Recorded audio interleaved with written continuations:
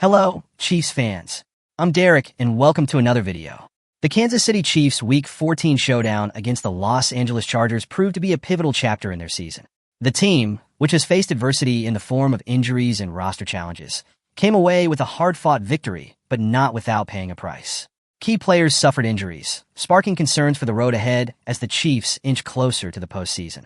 Let's check out the latest happenings in Kansas City and big addition moves Brett Veach is set to make. First, pay attention. I'd like to ask you a small favor. If you like what we do, could you take a moment to click on the like button? It's a great way to support us at no cost to you. Thanks a million.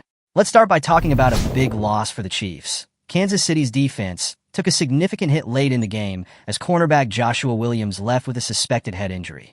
The injury occurred during the fourth quarter, prompting immediate medical evaluation on the sidelines. Williams was escorted to the blue medical tent and later taken to the locker room, leaving his return status uncertain. Williams' absence adds to the strain on an already depleted secondary. Earlier this season, cornerback Jalen Watson suffered a season-ending injury, forcing younger and less experienced players to step into critical roles. If Williams enters concussion protocol, the Chiefs' defensive depth will be tested further. Backup options such as Nazeeh Johnson and Christian Roland Wallace may be called upon to fill the void, alongside Keith Taylor, who remains available on the active roster. Williams has been a reliable rotational player for the Chiefs, contributing 13 total tackles and 1 pass deflection this season. His potential absence could leave the team vulnerable against high-powered offenses in the playoffs. In addition to defensive setbacks, the Chiefs faced another blow on the offensive line. Starting left tackle DJ Humphries exited the game during the second half with a hamstring injury and did not return. This marks a challenging debut for Humphries, who had just joined the Chiefs in hopes of fortifying the offensive line. While head coach Andy Reid refrained from providing specifics about Humphries' status post-game, he commended the veteran's performance in his first outing this season. He settled down and played well in the second half, which I figured would happen, Reid remarked. However, Humphries' injury underscores ongoing concerns about protecting Patrick Mahomes' blind side, a weakness that has plagued the Chiefs throughout the season. The Chiefs' offensive line has struggled to provide consistent protection for Mahomes, contributing to the quarterback's statistical downer this year. With Humphries sidelined, Kansas City's left tackle issues remain unresolved, leaving the team vulnerable to opposing pass rushes. Despite these challenges, Kansas City emerged victorious in a thrilling 19-17 contest. The game's deciding moment came as kicker Matthew Wright nailed a dramatic 31-yard field goal that bounced off the left upright before sailing through as time expired. The win clinched the Chiefs' 9th consecutive AFC West title, elevating their record to an impressive 12-1. As the Chiefs continue their pursuit of another Super Bowl, they also face looming questions about the future of their roster.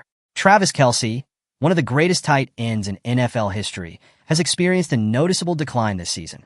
With just 632 yards and 2 touchdowns, Kelce's production has waned, raising speculation about his potential retirement. Enter Tyler Warren, a standout tight end prospect from Penn State. Warren, who has amassed over 1,000 receiving yards and 6 touchdowns this season, is a versatile playmaker capable of lining up in multiple positions.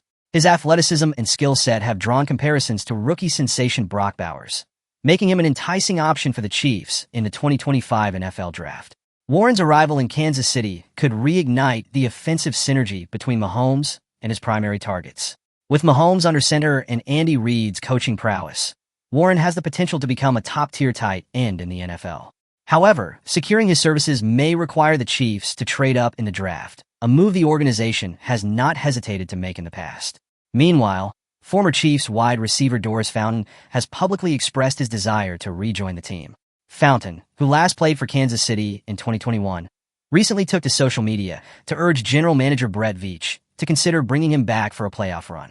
Although Fountain's appeal has garnered attention, it seems unlikely that the Chiefs will act on it.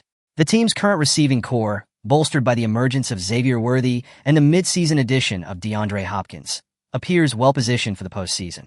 Fountain's limited NFL experience, with just 2 career receptions, further diminishes the likelihood of his return.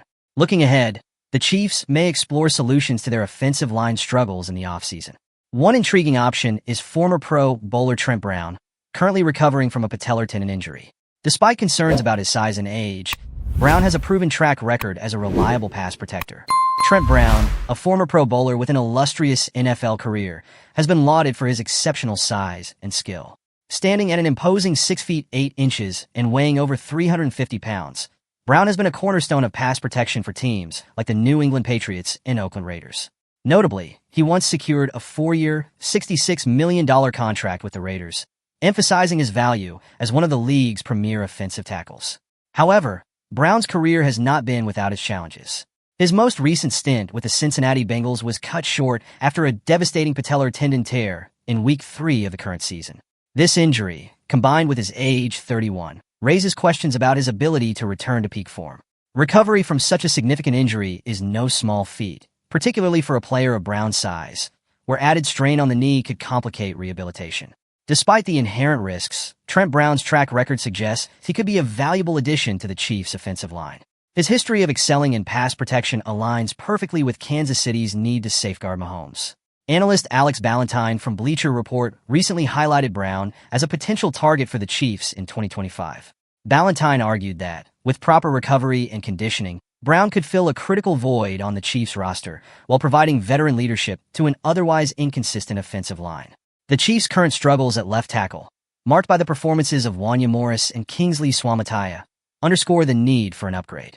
Investing in Brown, even with the uncertainty surrounding his recovery, could pay dividends if he returns to his former Pro Bowl caliber level.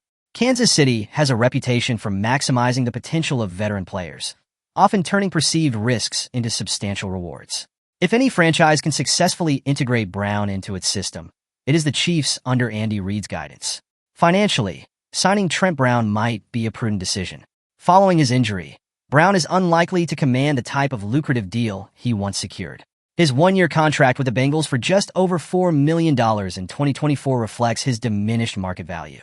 For the Chiefs, this represents a potential bargain, an opportunity to acquire a proven left tackle at a fraction of the cost, assuming Brown's health checks out during the offseason.